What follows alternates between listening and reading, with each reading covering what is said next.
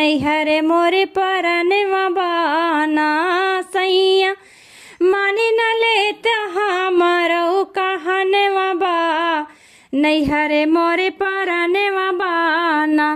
हमके लेके अपने साथ चलते मम्मी जी के पास हमका लेके अपने साथ चलते मम्मी जी के पास हमके लेके अपने साथ चलते मम्मी जी के पास मम्मी रोवत है व्याकुल मोरे मनवा बा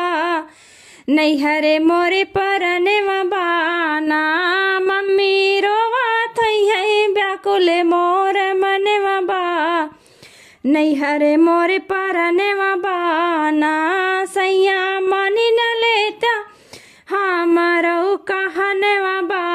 नैहरे मोरे मनवा बाना सैया मानी न लेता हमरो कहनवा बा नैहरे मोरे परनवा बाना सैया माना हमारी बात हमका छोड़ भाभी के पास सैया माना हमारी बात हमका छोड़ा भाभी के पास सैया माना हमारी बात हमका छोड़ा भाभी के पास भाभी खुश होई है ननदी मोर सपनवा बा नैहरे मोरे परनवा बाना भाभी खुश होई है ननदी मोरे सपनवा बा नैहरे मोरे परनवा बाना सैया मानी न लेता हमरो कहनवा बा नैहरे मोरे परनवा बाना सैया मानी न लेता हमरो कहनवा बा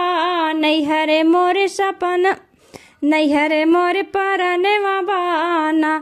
सैया मानी न लेता हमरो कहनवा बा नैहरे मोरे परनवा बाना नाही मन हमारी बात जाब देवर जी के साथ नाही मन हमारी बात जाब देवर जी के साथ कि नाही मन हमारी बात जाब देवर जी के साथ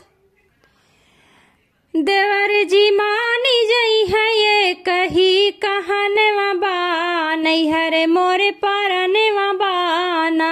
देवर जी मानी जई है ये कही कहनवा बा नैहरे मोरे परनवा बाना सैया मानी न लेता हमरो कहनवा बा नैहरे मोरे परनवा बाना